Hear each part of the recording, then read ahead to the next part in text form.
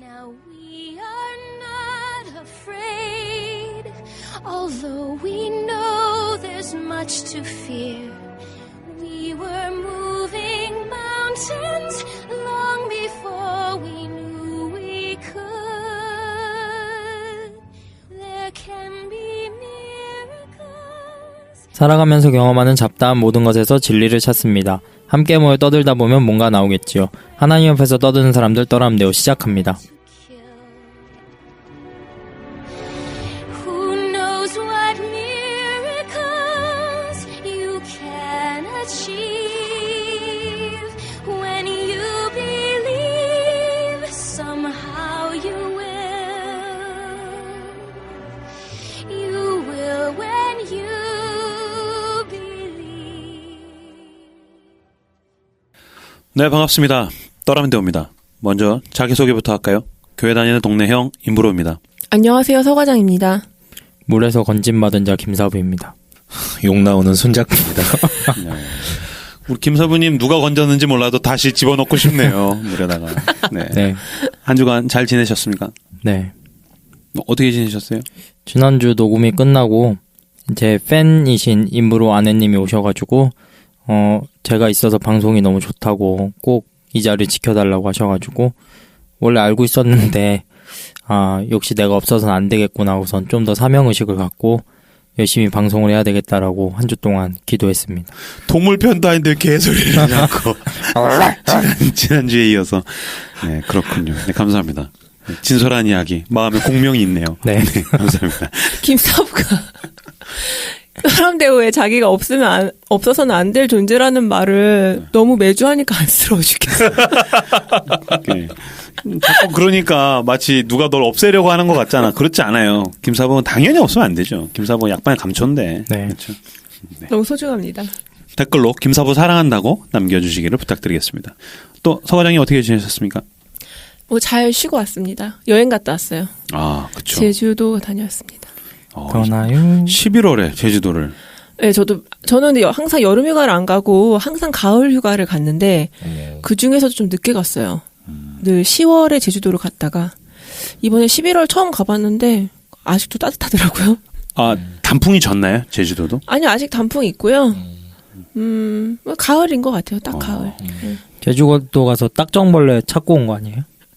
아닙니다. 네, 그렇군요. 알겠습니다. 우리 손 작가님 어떻게 지내셨습니까? 저는 뭐 그냥 잘. 그러게, 저도 그냥 잘 지냈어요. 그냥 잘. 이번 주는 좀 바빠가지고 어떻게 지내는지 모를 정도로 이렇게 막 슉 지나간 것 같아요.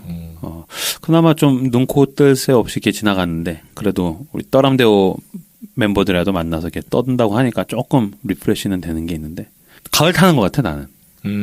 약간 늦가을 타요. 늦가을. 겨울 직전에 가을 타는데. 아, 원래 가을 타는 스타일이에요? 원래 많이 타다가 애 낳으면서부터 안 타다가 올해 좀 타는 것 같아요. 올해 조금 타는 것 같아요. 그렇죠. 뭐 남자는 가을 탈 수도. 가을을 타는 거에 늙어가지고 힘이 빠진 거예요. 둘 다인 것 같아요. 둘 다인 것 같아요. 아까도 손잡이랑 걸어가면서 운동해야 되는데 그래서 이 말 2번만 더 하면 한 해가 지나겠다 막 그랬는데. 그렇죠. 내년에 운동하죠 뭐. 오늘 이렇게 남자 셋이 다 짠해 보이죠? 저 왜요? 그냥 짠해 보이네. 그러니까 가을 탄다고 생각을 하는 게 뭔가를 보면 짠해. 누군가를 보면 짠하고 옷을 갖춰 입고 길을 걷다가도 내가 왜 이렇게 짠하지? 막 그러고. 후지근해 보이고. 이거 어떻게 해도 이렇게 후지근하지? 막 그러고. 그래서 가을 타나 보다. 늙었나? 막 그런 생각을 하면서. 다들 가을 타요? 저 안 타요.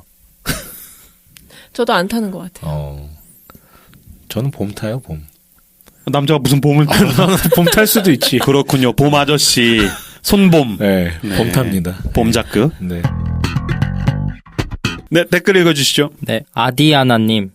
동물에 관한 이번 방송 너무 좋습니다. 저도 결혼 전에 친정에서 개를 키워서 예전에 동물의 구원에 대해 생각해 봤었는데 새록새록 생각이 나더라고요. 루이스 오빠님의 천국 지옥의 이혼이라는 책에 보면 천국에 온 동물 이야기가 나와요. 동정심 많은 어떤 아주머니와 관계를 맺은 존재들이 다 구원받아 천국에 있던 내용인데 예전에 읽어서 가물가물하네요. 결혼하고 보니 고양이 2마리를 키우고 있고 길고양이들도 밥 주면서 돌보는 남편이랑 살게 되었는데요.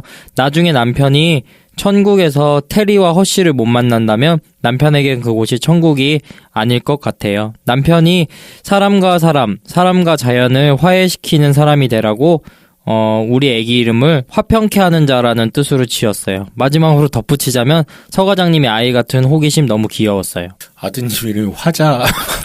나 그 생각했어. 화자? 평자? 뭘까? 막 그러면서 화평케 너무 화자. 궁금해요. 알려주세요. 그러니까. 네. 화자 평자는 아닐 거잖아요. 화평이 뭐 이런 건가?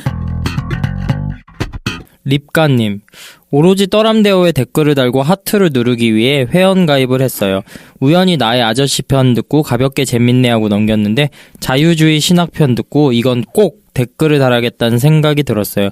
이런 방송 기다렸습니다. 대형교회 목사님 주일 설교 말고 진짜 들을 만한 팟캐스트 기다렸는데 1화부터 정주행 해야겠어요. 좀 더 들어보고 주변에 전도도 할게요.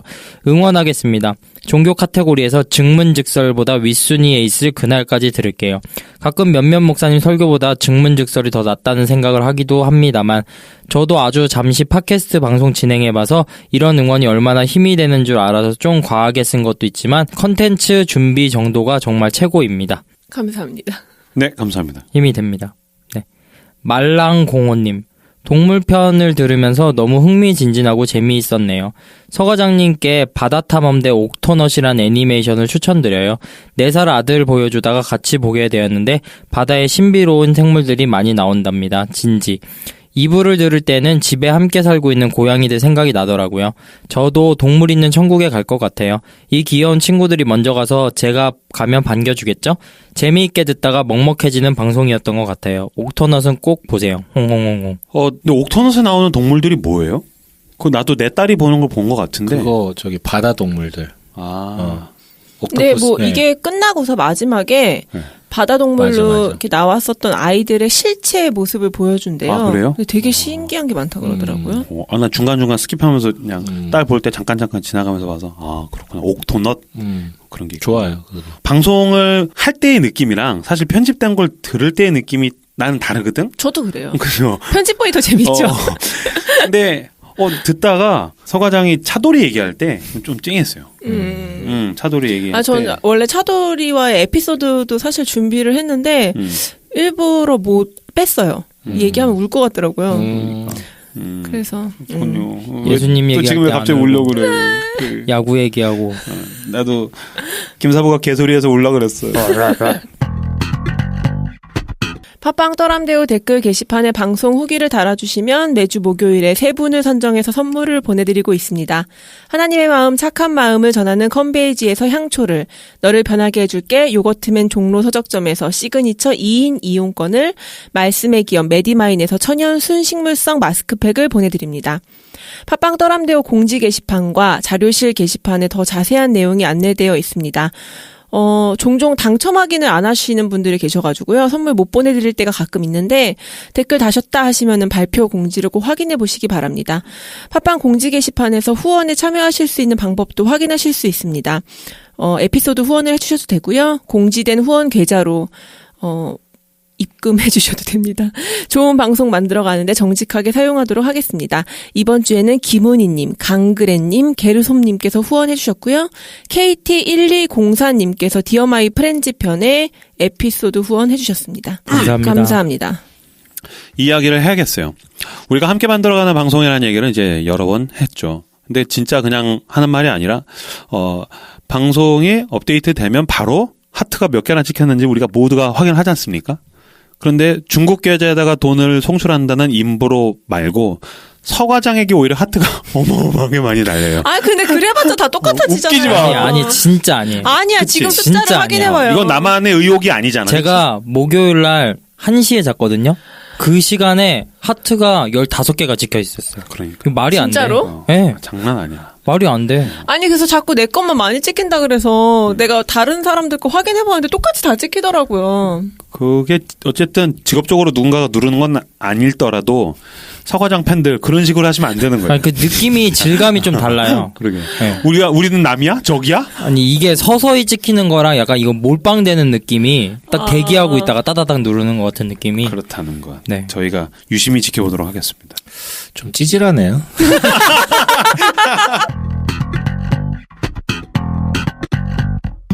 네, 새로운 기획입니다. 오늘부터 저희가 4시간 동안 또 새로운 기획으로 여러분들과 함께 하게 될 텐데, 너희가 기독교 방송인데 왜 성경에 대해서 이야기를 하지 않느냐라는 이야기들을 저도 여러 번 들었는데, 그래서 저희가 준비했습니다. 성경 인물 특집입니다. 두둥. 재밌겠다. 네, 성경에 있는 인물들 뭐 그리스도인이면 당연히 성경에 있는 인물들 뭐 알고 있고 여러분들이 알고 있는 선들이 있겠지만 뭐 그것과 또 야사와 이것저것을 어쨌든 떠람대오만의 색깔로 함께 풀어보는 시간이 될 것 같습니다. 그래서 첫 번째로 인물어가 준비했습니다. 바로 오늘 주인공은 모세입니다. 모세스. 왜요? 진짜 별걸 다 한다. 넌 정말 없어서는 안 될 존재야. 왜 모세 준비했어요? 간지나잖아요. 모세가? 모세가? 응. 뭐 어디가? 그리고 모세를 이야기하고 싶었던 측면이 있어요. 왜냐면 가장 위대하고 기적을 일으키고 어쨌든 지금까지도 이스라엘에선 최고의 지도자. 근데 나는 조금 다른 면이 나이를 들수록 보이는데 짠해. 내가 핥아서 그런가? 뭐 짠의 특집이에요. 모세가 되게 짠해. 오늘 사실 모세에 대한 이야기를 들으시면 다들 모세 영감 진짜 짠하다. 모세의 삶이 너무 짠하다. 그래서 좀 오늘 그 모세의 짠한 면에 대해서 함께 좀 이야기를 나눠보고 싶었어요. 궁상 맞은 건가요 오늘? 아니 근데 나는 진짜 예전부터 모세라는 사람 모세가 제일 짠했어요? 불쌍한 사람. 진짜 짠해. 정말 불쌍해. 짠하죠. 너무 고독하고. 진짜 짠. 맞아 그거야. 너무 고독할 것 같아. 오늘 내가 지도자에 대한 리더십에 대한 리더에 대한 이야기를 할 건데 그냥 기적을 일으키고 막 존경을 받고 레전드가 되는 게 아니라 굉장히 쓸쓸하고 고독하고 맨날 비판당하고 욕 처먹고 그런데도 자기의 신념을 끌고 가야 되는 모세에 대한 이야기를 좀 하고 싶었어요. 자신의 신념만도 아니잖아요. 그게 이제 그치. 대리받은 신념을 그치. 이 감정들을 억누르면서 그것을 끌고 간다는 게 나 예전에 미칠 것 세례요한 같아. 보면서 그런 생각 진짜 많이 했는데. 그치. 세례요한 그렇게 짠해. 이게 다 뭔가 짠하지. 비극적인 남자 같은 느낌? 그러니까. 성경인물 짠함 특집으로. 그렇군요. 자, 근데 질문이 있어요. 질문. 당신이 지도자예요. 너가 지도자인데 정의와 평화를 위해서 해야 하는 일이 있어. 지도자니까. 그런데 사람들이 다 싫어해. 그래서 당신이 그거를 진행하려고 할수록 지지율이 떨어지고 비판의 목소리가 커져요. 나는 그냥 어떤 대중적으로 사람들이 좋아하는 이런저런 정책들을 하고 싶은데 정의와 평화를 위해서 진행해야 되는 일이 있어. 근데 이거를 하면 지지율이 떨어져. 당신은 이것을 진행하겠는가? 뭐 엄청나게 본인이 사명의식이 있으면은 뭐 할 수는 어떻게든 하겠지만은 사실 그게 쉽지가 않죠. 그런 마음의 동기가 진짜 그거에 불타가지고 막 하기에는 주변에서 다 싫어하는데. 그럼 다 싫어하면은 접는 스타일이야? 그런 일을 아직 그런 위대한 일을 시도해본 적이 없어가지고. 그렇군요. 서과장은? 저는 좀 약간 남 눈치 많이 보는 편이고 내가 하다못해 먹는 거를 결정할 때도 난 이거 먹고 싶은데 저 사람이 싫어하면 어떡하지? 이런 걸 약간 생각하는 편이에요. 예를 들어서 되게 사소한 것도. 그런데 내가 리더십인데 사람들이 다 싫어해. 나는 그 고독함을 견디기가 되게 힘들 것 같아요. 근데 이게 내가 생각하는 정의냐, 그래서 유두리가 있고 협의할 수 있는 거냐, 이거랑 신의 명령이냐, 이걸 따르는데 내가 리더십으로 세워졌을 때의 문제냐, 이건 좀 다를 것 같은데 어쨌든 일상 가운데서 내가 추구하려고 하는 것들 이 있을 때 반대가 있다. 그럴 때는 밀어붙이기가 쉽지는 않는 것 같아. 나 혼자 하면 몰라도. 손 작가님은 어때요? 가봐야 알 것 같은데. 평소 본인 성향이라면? 평소 내 성향이라면 옳다고 생각하는 방향으로 결정을 하긴 하는데 내 문제에 관련돼서 그러는 거지. 사람들이 엮여 있는 문제에 대해서는 정말 쉽지 않더라고요. 그러니까. 그게 한두 사람이라면 또 얘기가 다르겠지만 회중이고 군중이고 집단이 커지면 커질수록 그 사람들의 어떤 그 관계들을 다 무시한 채로 어떤 정의와 평화와 어떤 가치, 사람들이 반대하는 그쪽으로 결정한다는 거는 미친놈 아니고서 쉽지 않은 거. 그리고 정말 다 반대한다 이러면 내가 틀렸나 이 생각이 그치. 들 수도 있을 것 같아. 모세에 대해서 준비하다가 보니까 지도자는 필연적으로 욕을 먹는 사람이구나라는 생각을 하게 되고, 진짜 그 사람이 중요하게 여기는 어떤 대의 명분과 가치를 위해서 내가 쓸쓸하게 고독하게 가는 것, 그게 어떤 지도자의 삶이겠구나. 우리는 지도자가 아닐 때는 그냥 막 인기를 얻으면서 막 명예를 얻으면서 영광을 받으면서 간다고 생각하는데 그렇지 않구나라는 생각을 좀 하게 됐어요. 최근에 제가 좀 짜증이 났던 게 있었는데, 뭐 어떤 목사님 같은데 막 그 교회 안에 좀 분란 일으키는 사람 어느 교회들이나 있잖아요. 그러니까 단순히 목사에게 그리고 교회의 어떤 권위에 순종하지 않는 걸 넘어서 어딜 가나 그런 분탕을 좀 일으키고 뒤에서 좀 협잡하고 이렇게 하는 분들이 계신데 되게 분노하셨나 보더라고. 막 가라지 같은 것들은 뭐 다 사라져야 된다 막 이러면서 얘기를 하는데, 뭐 한편으로 안타깝기도 하는데, 뭐 교회에 가라지 없는 교회가 어디 있겠어요. 그걸 다 알면서도 그 길을 가는 거고, 또 최근에 어떤 분이 되게 멋있는 말을 남기시더라고요. 목회라는 게 결국은 배반할 게 당연한 거를 알고 가는 길인데 그거 가지고 또 왈가불가 하는 게 정당하냐 뭐 이런 메시지를 하시더라고요. 결국은 그런 어떤 고독의 길, 그리고 배반당할 것에 대한 부분들, 그리고 내 이야기 아무리 정당성이 있어도 누군가는 또 뒤통수를 치거나 반대를 할 것에 대해서 다 인정한 채로 그 길을 가지 않으면 그 리더라는 자리는 참 어려운 자리 같아요. 그렇죠. 네. 누군가를 돕고 섬기는 자리에서 사실 힘든 건 그 사람한테 필요하고 그 사람한테 좋은 것을 제공해 주기 위해서 헌신하고 노력하는 게 아니라 그렇게 했는데 그 사람도 몰라주고 오히려 그 사람이 나한테 네가 해준 게 뭐가 있어. 뭐 이런 얘기 들을 때 일이 잘못되면 다 뒤집어 그치, 써야 되잖아요. 내가 다 책임을 뒤집어 써야 맞아, 되고 맞아. 나는 원하지 않았는데 왜 나한테 이렇게 했냐고 막 오히려 그런 얘기를 들을 때가 제일 힘들지 않나. 나도 삶을 반추해봤을 때 그런 것 같아요. 오늘 방송은 이제 모세에 대한 간략한 정보를 말씀을 드리고 출애굽기를 중심으로 모세에 대한 장면을 제가 9가지로 가지고 왔습니다. 그래서 그 9가지 장면을 쭉 훑어가면서 모세에 대한 이야기를 살펴보면 될 것 같아요. 먼저 모세에 대한 간략한 정보. 이름 모세입니다. 영어로는 Moses, 히브리어로는 모쉐, 그 다음에 이슬람어로는 무사입니다.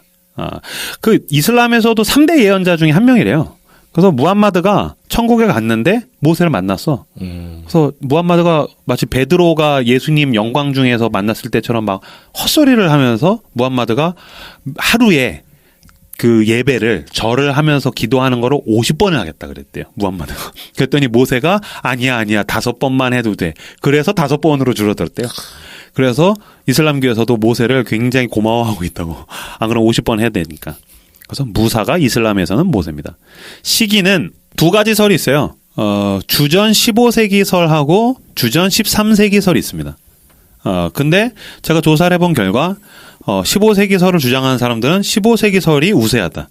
13세기 설을 주장하는 사람들은 그렇겠죠. 13세기 설이 우세하다. 서로 각자가 이제 우세하다라고 이야기하는데 뭐 하나가 딱 손을 들어주기는 사실 좀 애매한 게 있어요. 왜냐면 이제 요셉이 이방인으로서 등용이 되잖아. 이집트인이 아닌데 그거를 등용을 해준 이집트 왕조를 힉소스 왕조다라고 하는 쪽이 이제 15세기설을 주장을 하고, 그 다음에 이제 그 비돔과 람셋을 이스라엘 사람들이 짓게 됐는데 그 람셋이 이제 람세스 같은 이름이거든요. 람세스 2세 때 가장 이집트가 흥왕했던 람세스 2세 때를 주장한 사람들은 이제 13세기설을 주장을 해요. 그래서 뭐 15세기설과 13세기설이 있다라는 것.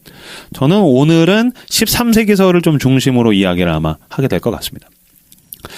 그 다음에 이제 레위 족속입니다. 그 야곱의 셋째 아들인 레위 가문에서 태어났고 아므람과 요게벳 사이에서 태어났어요. 그 형제로는 아론, 그다음에 누이로는 미리암이 이제 나오고 있죠.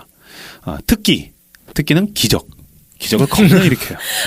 특히 사람 패는 거 아니에요? 아니야. 기적이야. 초반에는 내가 봤을 때 이 형이 힘이 센 것 같아. 그러니까 싸움을 잘해. 굉장히 싸움을 잘해요. 무슨 싸움을 잘하냐? 뒷부분에서 설명을 드릴게요. 그럼에도 불구하고 최고의 슈퍼 특기는 뭐냐면 기적이죠. 기적. 모세하면 기적이지. 왜냐면 모세 전에 기적을 막 이렇게까지 일으킨 사람이 없잖아. 그잖아. 그렇죠. 창세기에. 없어. 하나님. 그러니까 사람 중엔. 근데 모세 때부터 갑자기 막 기다렸다는 듯이 막 거의 뭐 어벤져스급으로 막 기적을 일으키기 때문에. 아니 갑자기 하나님이라니까 예전에 우리 누구 찬양인도 하다가 당신은 사랑받기 위해 태어난 사람 하면 이렇게 메들리로 누구누구 이렇게 막 세워가지고 막 하잖아요. 갑자기 찬양인도 제가 우리 다 같이 하나님은 사랑받기 위해 태어난 사람이라고 태어난 했어요. 사람 했던 게 기억나네. 강제 성육 신화를 시켰네. 하도 기적을 많이 일으켜가지고 모세가 실존 인물이 아니라는 이야기들도 있어요. 자유주의 신학에서 극단적으로 가면 실존하지 않은 인물이다. 그런데 일반적인 학계에서는 그래도 모세는 실존했던 인물이라고 이야기를 합니다. 업적으로는 출애굽. 출애굽이란 건 이제 이집트로부터 탈출시켰다. 업적. 업적이지. 그다음에 이제 스펙 아니야 스펙? 10계명. 10계명. 하나님으로부터 10계명을 이제 받아왔고 모세오경. 모세오경은 이제 흔히 모세가 쓴 그 성경의 초반에 그 5개의 문서, 창세기, 출애굽기, 레위기, 민수기, 신명기 뭐 이렇게 생각을 하는데 뭐 이거 모세가 썼냐 안 썼냐 말이 많잖아요. 그럼에도 불구하고 뭐 가장 대표적으로는 모세의 사상이 중심이기 때문에 저자를 모세로 보는 것이 옳다. 문자 하나까지 다 모세가 썼느냐에 대해서는 뭐 말이 많지만 그래도 이 중심적인 저자는 모세다라고 이야기할 수 있다라는 것. 지금부터는 이제 모세 삶을 쭉 훑어가도록 하겠습니다. 근데 청취자분들이 염두에 두실 키워드, 2가지 키워드가 있습니다. 제가 아까 이제 이 형님이 짠하다 그랬잖아요. 그래서 2가지 키워드, 외면과 소외. 외면당하고 소외당한 그것을 키워드로 모세의 삶을 좀 보시면은 제가 인브로가 뭘 얘기하려고 하시는지가 좀 더 와닿을 것 같아요. 자, 첫 번째 장면 출생입니다. 두둥. 이집트로부터 다른 족속들의 산하 제한 정책이 진행이 돼요. 왜냐면 이제 이집트 애들이 하도 애를 많이 낳으니까. 그래서 이제 아들을 낳으면은 죽여야 된다. 이 정도까지 극단적으로 산하 제한 정책이 가죠. 더 놀라운 것은 그런 와중에도 아이를 낳았다는 거. 진짜 굉장하지 않아? 애를 낳으면 죽여버린다고 했는데도 애를 낳았어요. 근데 이 형님이 참 안타까운 게 그 형 아론도 괜찮았고 통과. 누나 미리암도 통과인데 모세 때부터 죽여버린다는 거야. 그래서 이제 태어날 때부터 이제 외면을 당하게 됩니다. 근데 이제 태어났는데 애가 너무 예뻐가지고 도저히 못 죽이겠다. 근데 뭐 생긴 게 막 수려해가지고 못 죽였다기보단 내 새끼를 어떻게 죽이겠어요. 그래서 한 3달 정도 숨어서 키우다가 도저히 안 되겠다 싶어가지고 이 엄마가 그 미리암 누이를 꼬셔가지고서 계략을 꾸미죠. 아까 말씀하실 때 이집트인들이 많아져서가 아니라 히브리 민족이 많아져서. 이집트인이라고 그랬네요. 말실수군요. 히브리인들이 많아져가지고 그렇죠. 히브리인들이 많아져서 산하 제한 정책을 진행을 했죠. 그 이제 아들을 죽여야 되니까는 죽일 순 없겠다. 그래서 이 모세 엄마가 누이하고 계략을 꾸밉니다. 갈대 상자에다 넣어가지고 나일강에 떠내려 보내자. 근데 이 엄마가 대단한 엄마죠. 이 나일강에 그 바로의 딸인 공주가 목욕을 하고 있다는 걸 이미 정보로 알고 있었고. 빅피처예요? 그럼요. 엄마가 빅픽처가 있었어. 진짜 대단해. 이 강에 바로의 딸 공주가 목욕을 한다. 근데 몇 시에 목욕을 하더라. 그러니 그때 떠내려 보내자.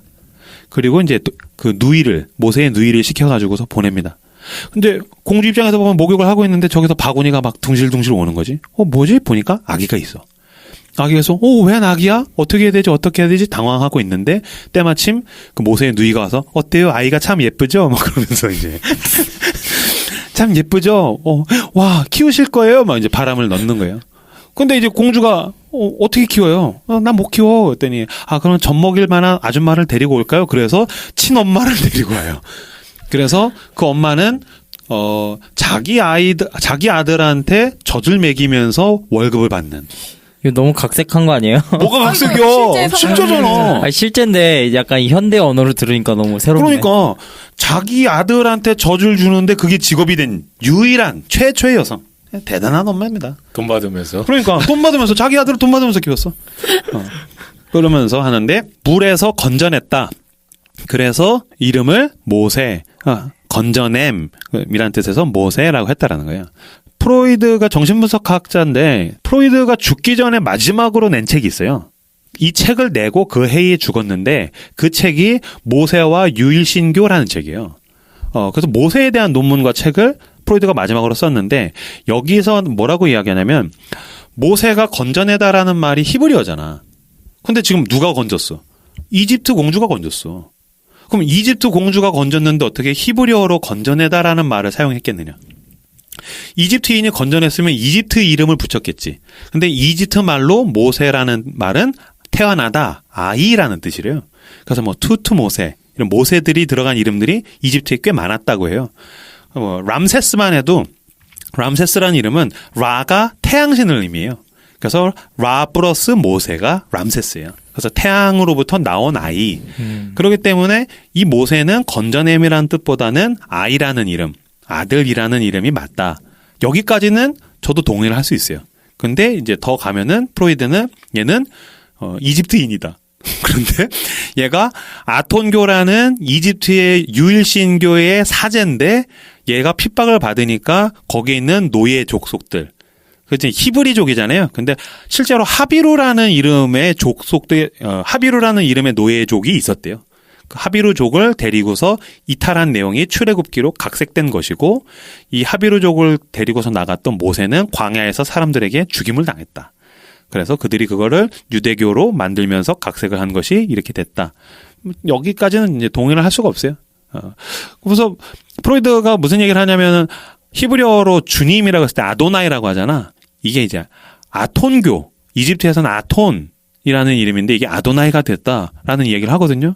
근데 앞부분에서 모세가 그 언어적 유사성이 이집트와 히브리 사이에 없다라고 얘기해놓고 지는 아톤이 아도나이다라고 이야기하는 놀라운 논리적인 비약을 가지고 있죠. 그 사람 정신분석학자인데 왜 갑자기 성경을? 제가 방송을 진행했던 C.S. 루이스 편을 들으시면 C.S. 루이스 이제 고전 문학에 탁월하지 않습니까? 왜 정신분석학자가 고전 문학을 뒤적거리는지 모르겠다. 그냥 정신병리학 열심히 하셨으면 좋겠다. 근데 그 책 쓰고서 프로이드 죽었어요. 데스노트? 그래서 죽었구나. 벌 받아가지고. 근데 그건 되게 난 그렇게 얘기하지 않았어. 그 모세의 이름이 당연히 이집트 이름을 따랐을 거라는 것에 대해서는 되게 합리적인 추론인 것 같아요. 나도 거기까지는 굉장히 합리적인데 그 뒷부분이 있잖아요. 이집트인이다. 그리고 하비루족을 데리고 나갔다. 이거는 뭐 올브라이트 같은 신학자나 신학계로부터 외면당해요. 이거는 너무 근거가 없다. 너무 소설이다. 그래서 외면을 당한다라는 것. 두 번째 장면, 오지랖입니다. 두 번째 장면의 제목은 오지랖.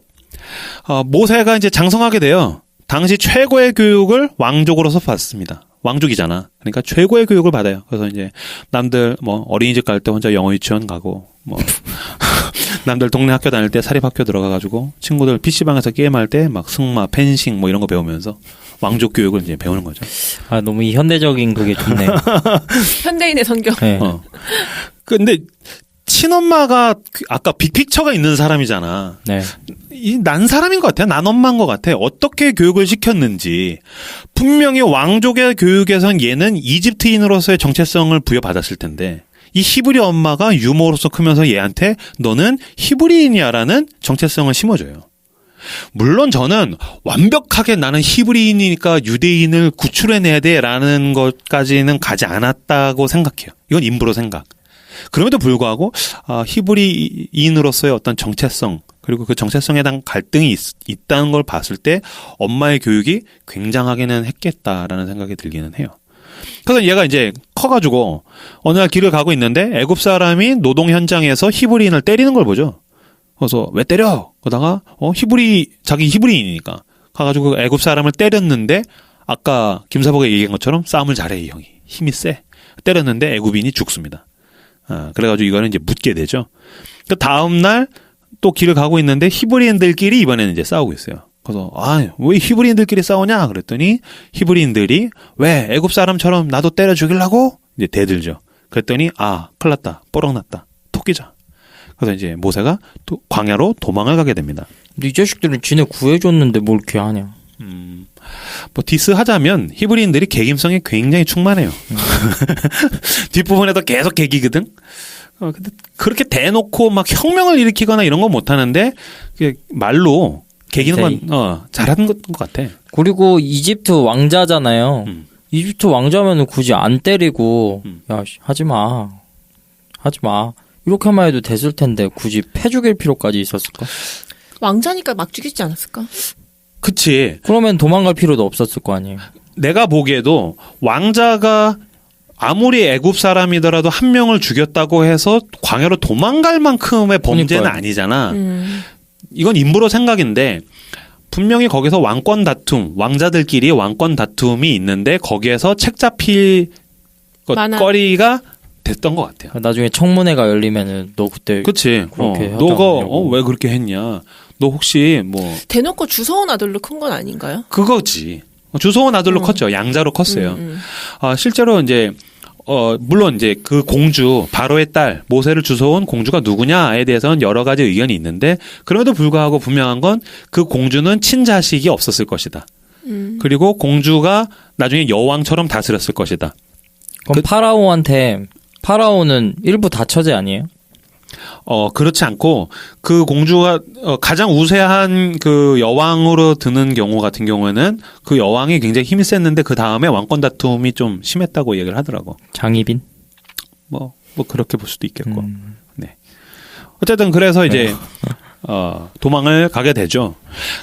모세도 자기가 난 히브리인이야라는 정체성보다는 이런 갈등에 휘말려서 이제 도망을 가게 됐다고 볼 수도 있겠다라는 것. 그래서 이제 미디안 광야로 도망을 가게 됩니다. 그러니까 이제 우물 곁에 서가지고서 앉아서 이제 보니까 아가씨들이 양 데리고 와가지고서 물 떠서 양들을 먹이고 있는 거죠. 그래서 아가씨 물 한 잔 주세요. 그래서 이제 물 마시고 있는데 그때 동네 이제 불량배들이 이제 양아치 형들이 이제 막 오는 거예요. 그래서 이쁜데 뭐 스타벅스 좀 갈까 뭐 그런 얘기. 무리수다. 방금 이건 무리수다. 광야벅스? 갈까 그랬더니 안 싫어요. 전 폴바색 갈래요. 뭐 그러면서 이제 어디? 폴바색. 그러니까 이제 희롱을 하는 거죠. 그래서 이제 양들끼리 그리고 이제 양을 우르르 데리고 다니는 목자들끼리는 만나면 충돌이 있었다고 그래요. 왜요? 왜냐면 내 양들한테 좋은 먹이를 줘야 되는데 그게 뺏길 수 있기 때문에 어떤 자리 싸움 같은 게 있었다고 해요. 근데 양아치네, 이제 양아치. 여자들끼리 데리고 오니까 그 동네 다른 남자 목자들이 와가지고서 이제 희롱을 하는데 모세가 다혈질이고 제왕 수업을 받아서 싸움을 잘하지 않습니까? 아까 전적에 또 한 놈 때려 죽인 적도 있고. 그러니까 또 울분도 있고 그래가지고서 그 형들 양아치 형들을 제압을 하죠.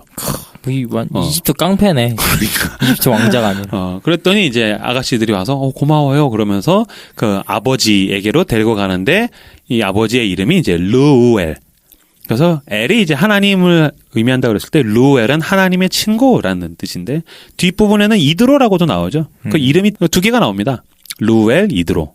그래서 본명을 르우엘이라고 많이 생각을 하고 이드로는 그 미디안 제사장으로서의 역할의 이름이 아니었겠느냐 뭐 이렇게 생각을 합니다. 그래서 오류 아니에요, 오류? 무슨 오류? 성경의 오류. 역시 자유주의 신학을 해서 그런지 우리 서 과장님은 다른 두 가지 집단이 쓴 것을 편집을 하면서 이름이 달라진 것이다. 그러나 인물은 그렇지 않다는 것. 나와 너는 영이 다릅니다. 호 아니에요, 호. 함께하지 않겠어요. 호. 네, 호. 그렇죠. 그래서 이제 루엘 집에서 지내다가 그 딸 시포라. 이거 발음 조심해야 돼. 시포라 네. 하고 결혼을 해가지고서 아들을 낳게 됐는데 대단한 아들을 낳죠. 게르솜을 낳습니다. 할렐루야. 굉장한 애를 낳았어요. 이것도 뭔가 그 우리 방송이 그러게. 네, 그런 게 있네. 그래서 게르솜을 낳아서 그 게르솜이 매주 이렇게 후원을 떠람대오에다가 이분이 그 게르솜의 한 150대 자손 아닐까요? 수천 년을 살셔가지고 네. 불멸의 게르솜. 네. 게르솜은 나그네란 이름입니다. 그 짠해. 지 아들을 나그네라고 지었어. 그러니까 내가 나그네 되었다. 근데 히브리인은 약간 좀 이상한 그게 있는 것 같아요. 지 삶의 애환을 자꾸 자식 이름으로 짓고 그래. 요셉도 막 그랬잖아요. 뭐 다 잊어버리고 싶다. 뭐 그런 거. 그게 실제 본명이었는지 아니면 의미 부여가 된 일종의 호칭이었는지는 그거는 이제 분간할 수 있는 길은 없죠. 네. 근데 구리잖아요. 뭐 야곱도 도둑놈 막 이렇게 짓고.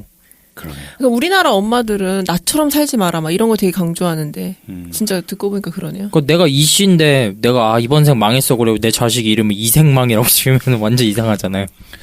그러니까 저주하는 의미보다는 그 자식을 보면서 자기 자신을 투영하는 게 큰 것 같아. 그러니까 왜 그렇게? 아니, 얘를 보면 내가 보이니까 뭐 그럴 수도 있겠죠. 아니, 그러니까 아까 제가 드린 말씀 뭐냐면 실제 그게 이름이 아니었을 수도 있다라는 거죠. 그렇죠. 별명? 네, 별명이었을 수도 있고 아니면 성경을 기록하면서 어떤 메시지를 남기기 위해서 또 다른 호칭으로서 그 이름을 투영한 거지. 뭐 구약 성경에도 보면은 그거 나오잖아요. 다윗하고 부딪혔던 그 이름이 바보라고 불리는 그 이름이 갑자기 생각이 안 나네. 누구야? 바보? 다윗하고 부딪힌? 바보? 영구? 땡칠이? 세 번째 장면. 콜링입니다. 미디안 광야에서 이제 모세는 양치기를 삽니다. 시간이 많이 지났어요. 왕궁에서 사고를 친 게 사도행전 7장에 따르면 40살. 제 나이군요. 근데 미디안 광야에서 양치기로서 저보다 10살 많네요. 아, 그런가요? 아, 나도 20대 후반이야. 저보다 한 20살 많네. 네. 근데 지금 모세 나이가 이제 80세가 됩니다. 짜네. 그러니까 양치기로 40년을 살았어. 진짜 막 소위 말하는 뺑이 친 거네. 그거 우리가 아무렇지 않게 생각을 그러니까 하는데. 왕자가 도망가서 양치기로 40년을 산 그거지. 얼마나 억울했겠어. 그 억울함과 분노와 허탈함과 체념과 이런 걸 무수하게 반복을 하지 않았을까? 왜냐면 양치기라는 게 양털 깎고, 양이 똥 싸면 양똥 치우고, 양 밥 먹이고, 양 꼴 주고, 양 젖 짜고, 또 다음날 되면 또 양똥 치우고. 지금 모세 나이가 이제 80세예요. 그래서 맨날 양똥 치우고, 양털 깎고, 뭐 그러고 있는데, 호렙산에 가가지고 양을 치고 있는데 저쪽에서 떨기나무에서 불이 납니다. 떨기나무라는 게 이제 그 중동 쪽에 되게 흔한 되게 키가 작은 허리 정도 나오는 그런 작은 나무 정도라고 숲풀 뭐 요런 거 정도라고 생각을 하시면 될 것 같아요. 근데 이때 그 떨기나무의 그 사막이나 광야에서 불이 나는 일은 그래도 꽤 종종 볼 수 있는 일이래요. 그러니까 아예 존재할 수 없는 일이 아니고 그게 일어날 법한 일인데 문제는 이게 계속 타고 있다는 거야. BGM 깔지 말고. 계속 타는데 오히려 나무는 안 타고 불은 계속 나고 있으니까 신기해가지고서 모세가 이제 가까이 가보죠. 가까이 갔더니 음성이 들립니다. 그래서 모세야. 그래서 여기서 모세가 기연을 만나게 됩니다. 그래서 구양신공을 익혀서 애굽에 가서 이제 바로를 다 잡고. 그렇죠. 인생이 절벽 끝에 가게 되면 꼭 기연을 만나지 않습니까? 그 10가지 재앙이 초자연적인 재앙이 아니라 봉건대나이나 구양신공을 쏟아본 거 아니에요? 기연을 만나서 이제 하나님이 모세를 이제 부르시는 장면입니다. 내용을 간략하게 설명하자면 이제 하나님이 말씀의 뜻은 모세야 내가 널 통해서 애굽 이집트로부터 이스라엘 자손을 인도해 내겠다. 근데 이때 이제 부르실 때에 모세가 아유 감사합니다. 예 파이팅 갑시다 출동 뭐 박사님 출동시켜 주십시오 이게 아니고 모세가 이제 계속 거절을 하죠. 안 돼요. 그래서 크게 잡아도 5번을 고사합니다. 5번을 거절해요. 내가 어떻게 가요? 내 말을 듣겠어요? 뭐 이스라엘 사람이 내 말을 듣겠어요? 뭐 바로 왕이 내 말을 듣겠어요? 뭐 게다가 40년을 미디안이라는 타국에서 남의 땅에서 지내다가 보니까 내가 봤을 때는 고국어 그러니까 이집트어도 까먹었고 히브리어도 까먹었을 확률이 높죠. 제가 말을 잘 못합니다라고 그랬을 때 난 말재주가 없습니다도 있겠지만 40년을 미디안 사람들이랑 같이 지내다가 보니까 히브리어나 이집트어도 많이 서툴게 된 거가 아닐까라는 생각도 좀 들더라고요. 아니 근데 하나님이라는 존재는 처음 만난 거예요. 모세가? 그러니까 나도 그거 궁금했어. 제가 생각하기에는 마치 아브라함이 하나님을 만난 것처럼 모세도 하나님을 만난 게 처음이지 않을까라는 생각을 해요. 근데 어머니한테 계속해서 야훼 하나님에 대해서 당연히 얘기는 듣지 않았어요. 얘기는 들었겠죠. 이미 끊어지지 않았을까? 그 야훼 하나님에 대한. 근데 끊어졌다고 신앙이? 보는 것보다는 하나님이 나는 스스로 있는 자니라라고 설명을 했었을 때 그 의미는 그냥 하나님이 원래 태초부터 스스로 계셨다라는 의미도 있는데 그 전까지는 늘 어떤 부모나 조상으로부터 들어온 하나님은 요셉의 하나님, 이삭의 하나님, 뭐 야곱의 하나님, 아브라함의 하나님이었는데 이제 진짜 절대적인 하나님을 독대하게 됐을 때 하나님이 자기의 이름을 모세에게 알려준 것이 아닐까. 그래서 하나님에 대한 정보는 모세가 분명히 가지고 있었을 것이다. 하긴 그 어머니가 모세를 살린 이유가 모세의 얼굴에서의 용모의 뭐 준수함을 봤다. 이거를 약간 성령의 충만으로 설명을 하시더라고요. 그러니까 그게 그냥 단순히 아이가 잘생겼음을 이야기하는 게 아니라 그 아이의 빛을 통해서 성령님의 어떤 인도하심을 받았다라고. 얼굴을 보고 성령의 충만함을 알 수 있나? 그냥 그 모세를 보고 그러니까 지금 하고 싶은 말은 신앙이 있었느냐 없었느냐였는데 그 엄마에게 신앙이 유지되고 있었던 게 아닐까. 갑자기 모세의 또. 엄마에게는 갑자기 또 그래서 그런 그 생각이 드네요. 모세의 엄마가 얘가 뭔가 비범한 민족의 지도자가 될 거라고 생각하고 살린 거 아니에요? 에이, 그건 아니지. 그래요? 그건 아니지. 근데 워낙 그렇게 뭐 볼 순 없지. 해석들이 많아서. 물론 빅픽처는 있겠지만 그것까지 봤다라고 생각하는 건 너무 무리됐으네. 계속 모세가 고사를 해요. 그때 이제 하나님이 어르고 달래고 또 지팡이 뱀으로 만들었다가 손에 문둥병도 했다가 또 고쳐줬다가 기적을 막 보여주면서 가면 사람들도 다 준비시켜놨다고 설득을 합니다. 그럼에도 불구하고 제일 마지막에 모세가 오 주여 보낼 만한 자를 보내소서. 네 형 아론 있잖아. 그치. 그랬더니 하나님이 네 형 아론 있잖아. 완전 빡침, 깊은 빡침을 가지고 아론이 있잖아 하면서 소리를 이제 버럭 지르더니 모세가 이제 쫄죠. 꼬리를 깨갱하면서 예 알겠습니다 하고 이제 가게 됩니다. 질문. 왜 하나님은 아론을 보내시지? 그러니까 그리고 왜 이렇게 무능해진 사람을 보내는 걸까? 그러니까 하나님이 인간의 능력을 필요하진 않으시겠지만 그래도 쓰신다고 했었을 때 왜 가장 젊고 팔팔하고 넘칠 때는 연맥이고 왜 80살 돼서 말도 다 까먹고 양똥이나 치는 게 익숙한 이 매너리즘에 빠져있는 영감님을 부르시는 것일까? 혹시 뭐 이런 생각 해보신 적 있어요? 왜 이렇게 약한 사람을 부르시는 건가? 근데 이거 약간 전형적인 그 사람. 인간의 무능은 하나님의 전능의 시작입니다. 아 그렇군요. 그러니까 이게 약간 전능적인 레퍼토리잖아요. 클리셰잖아요. 그렇군요. 이 얘기를 하면은 설교가 되겠군요. 네. 어쨌든 아론은 필요가 없죠. 왜? 아론은 필요가 없는 이유는 뭐냐면, 그러니까 아까 얘기한 부분이 전혀 뭐 그냥 우스갯소리를 한 것도 아니겠고. 내 친구 중에 김아론 있는데 왜? 제 친구들 박아론 있어요. 나는 뭐야 이게?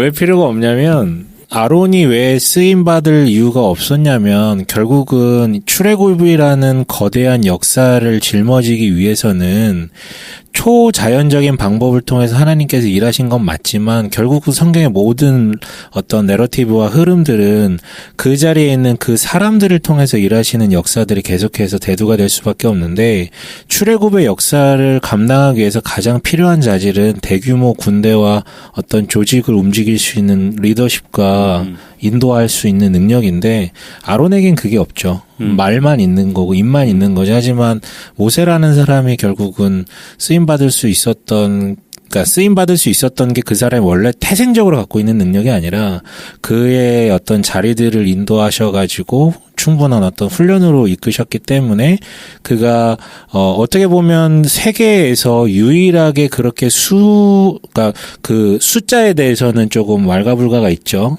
당시에 이제 히브리적 혹은 고대 근동에서의 수요하는 계산하는 방법대로 한다면 그 우리가 흔히 한 200만 정도로 추산을 하는데 그쵸. 이게 사실은 조금 어폐가 있다라고 표현을 하기도 하고 네.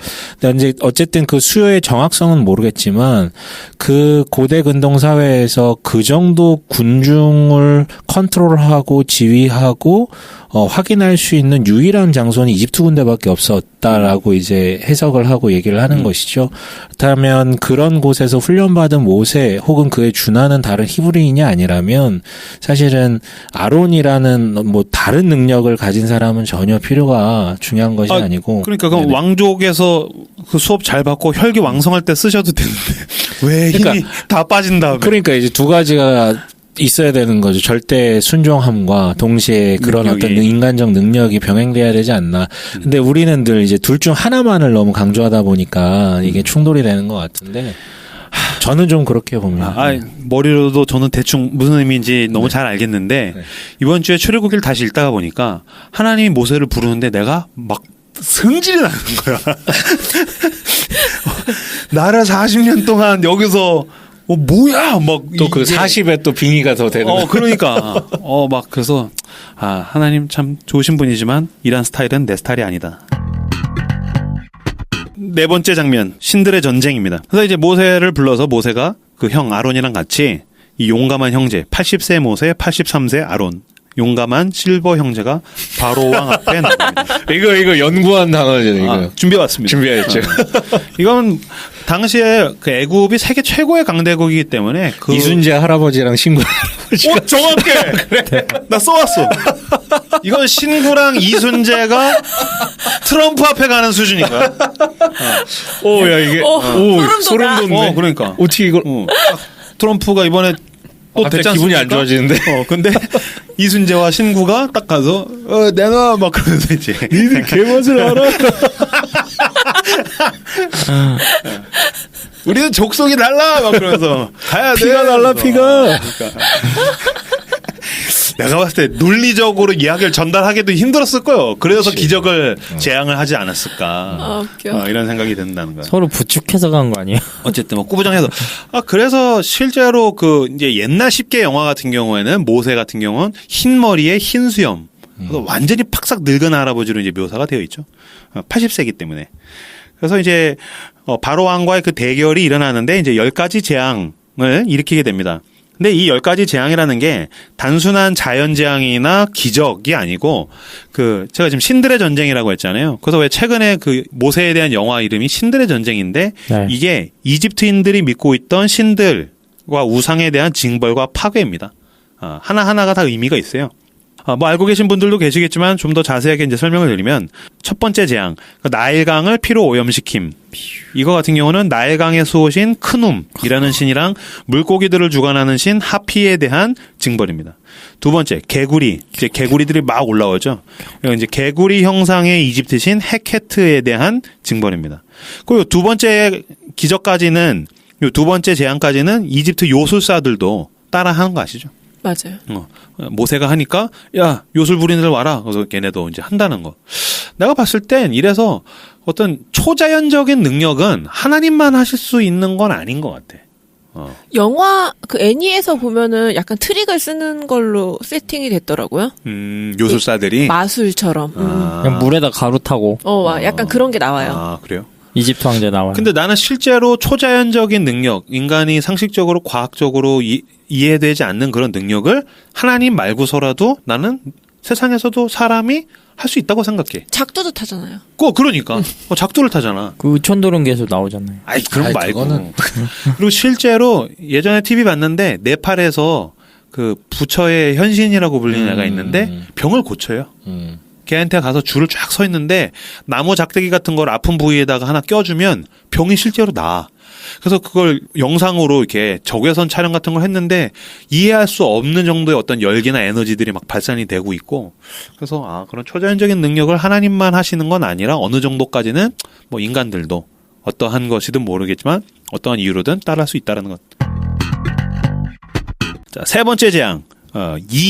이제 각다귀들이 땅으로부터 이제 막 올라오죠. 이건 땅의 신 게브에 대한 징벌이라고 합니다. 여기부터 이제 이집트 요술사들이 따라하지를 못하게 됩니다. 그다음 네 번째는 파리. 그래서 파리들이 막 엄청 많아지는데 이건 파리 형상의 이집트 신 핫콕에 대한 징벌. 징그러. 그래도 모기가 아닌 게 다행이지 않아? 파리도 만만치 않아. 어떻게 동물 예찬론자 파리가 많아진다는데 어떻습니까?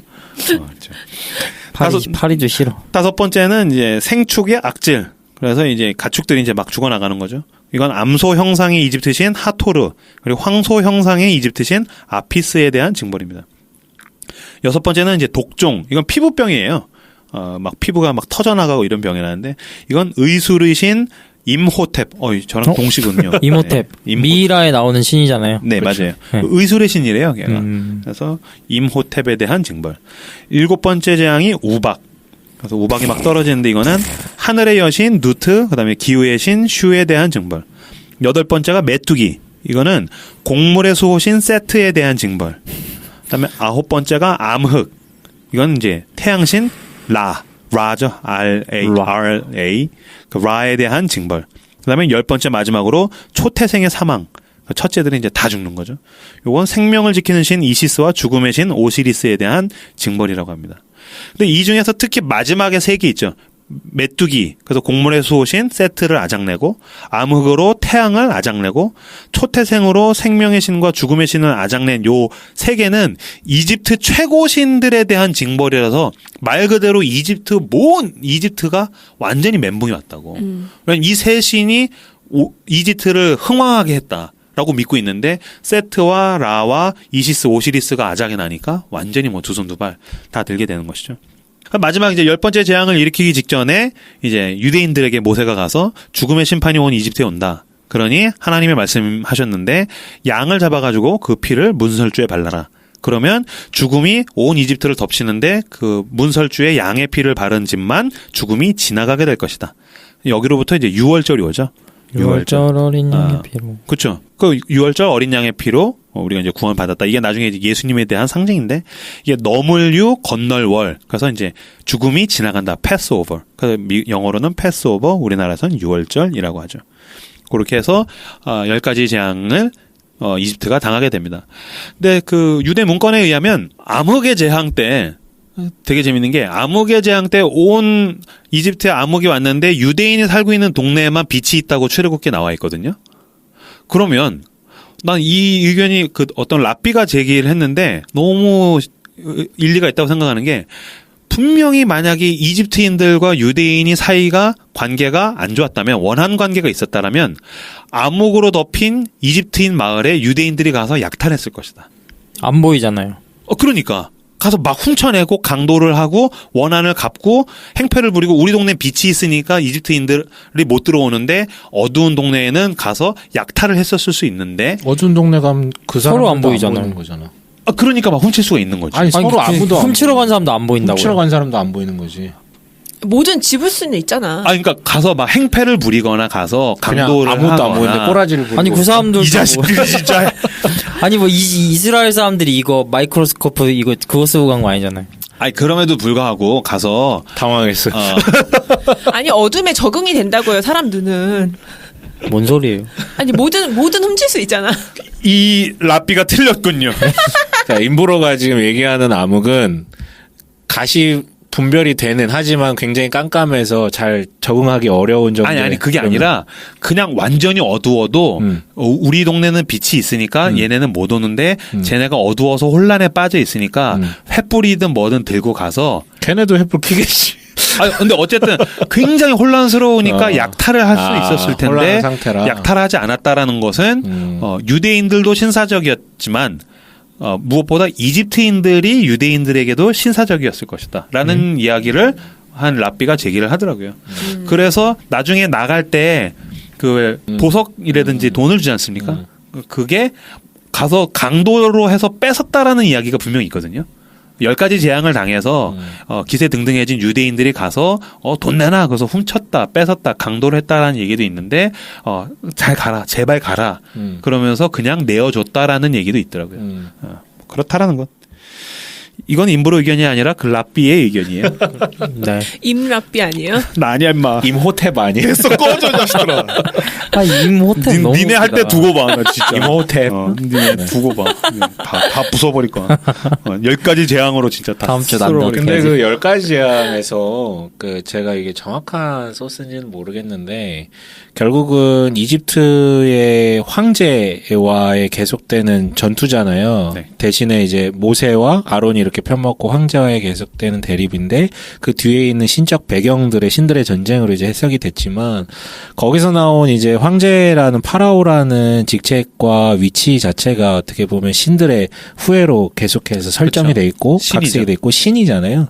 특히 태양신과 관련이 있고 오시리스와 이시스의 그 신화를 분석하다 보면 결국 그게 이제 황제로 깔때기로 뽑아져 가지고 황제에게 신적 정당성을 권위를 주는 건데, 그래서 결국은 첫째 아들 초태생들이 다 죽어나가는 그 상황에서 가장 핵심은 백성들이 죽은 것도 안타까운 일이지만 황제의 첫째 아들이 죽었다라는 것.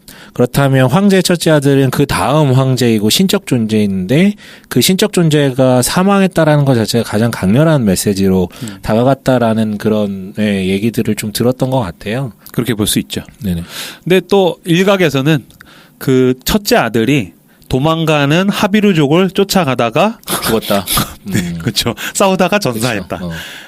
이거는 저쪽 반대편에서 하나님 안 믿는 사람들이 하는 얘기. 그렇죠. 신적 개입에 대해서 그쵸. 없애고 믿지 않는 역사적 사람들이 내러티브를 좀 하는 얘기죠. 메꾸려면. 네. 근데 어쨌든 10가지 재앙으로 완전히 서렌더, 항복을 하고 이스라엘 백성은 탈출을 하게 된다라는 것. 근데 저는 파라오가 대단한 것 같아요. 왜? 저였으면 한 세 번째 재앙이 죄송합니다 가십시오 했을 텐데 10가지나 그래도 버팅겼잖아요. 근데 이것도 어떤 랍비가 제기한 의견인데 왜 자꾸 랍비 도대체 뒤에 그 숨어요? 랍비의 이름이 누구예요? 내가 이름을 외워왔어야 이모텔. 되는데 임랍비. 완악하게 만들었다라고 하잖아. 하나님께서 바로의 마음을 완악하게 만들었다. 근데 어떠한 악한 환경에, 그러니까 어떤 고난의 자리에 가면 사람이 고난 때문에 마음이 말랑말랑해지고 또 선해지기도 하는 반면에 고난과 고통과 아픔은 사람을 더 완악하게, 마음이 다치고 딱딱해지고 굳어지고 사람의 말이 안 들리고 더 고집으로 아집으로 가득해지게 만들기도 한다. 그런 면에서 하나님께서 완악하게 만들었다는 것은 이 재앙들로 인해서 바로의 마음이 더 딱딱해지고 폐쇄적으로 된 것이다. 자기 아집 속에 빠져들게 된 것이다 라고 이야기를 하더라고요. 또 한 제국의 왕이니까 그래도 저는 그걸 보면서 대단하다. 클래스 있다. 근데 나는 어느 일견에선 이 바로의 완악함이 이해가 돼. 왜냐면 내가 짱이거든? 그러니까. 근데 자존심이 얼마나 상하냐고. 나 같아도 내가 가장 큰 힘과 능력과 명예와 다 가지고 있어. 그러면 발악할 수 있을 때까지 개기고 싸우고 그럴 것 같아. 그러니까 그걸 넘어서 아까도 한 얘기랑 좀 연동이 되지만 파라오 자체가 자기를 신적 존재라고 그걸 단순히 사람들이 얘기해주기 때문이 아니라 태어날 때부터 그렇게 배워왔고 자기 인식이야, 그게. 자기 인식이 신인데 저 평민들도 아니고 굉장히 비천한 자들의 신과 대결한다는 것 자체가 굉장히 가오상한 짓이고 그리고 신구랑 이순재 와가지고 내 나이 놈아 뭐 그러니까 이거 보고 봤어 뭐 이러면 니들이 아무튼 중요한 건 그게 아니고 아무튼 그리고 이제 그런 그 10가지 재앙이 신들의 전쟁을 그려졌지만 그거는 이제 점점 이게 뭐라 그래야 될까요?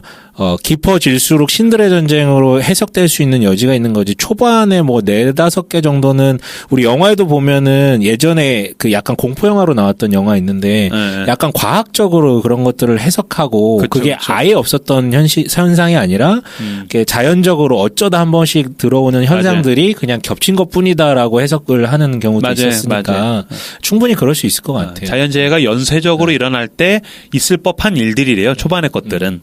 근데 이제 뒤에 가서 뭐 암흑이라든지 뭐 이런 것들은 해석이 안 되니까 갑자기 우박 내리고 그러니까 그렇다는 거죠. 여기까지 하시고 잠깐 쉬었다가 뒷부분에서 또 이야기를 진행하도록 하겠습니다. 쉬시죠. 그거 좀 하지 마.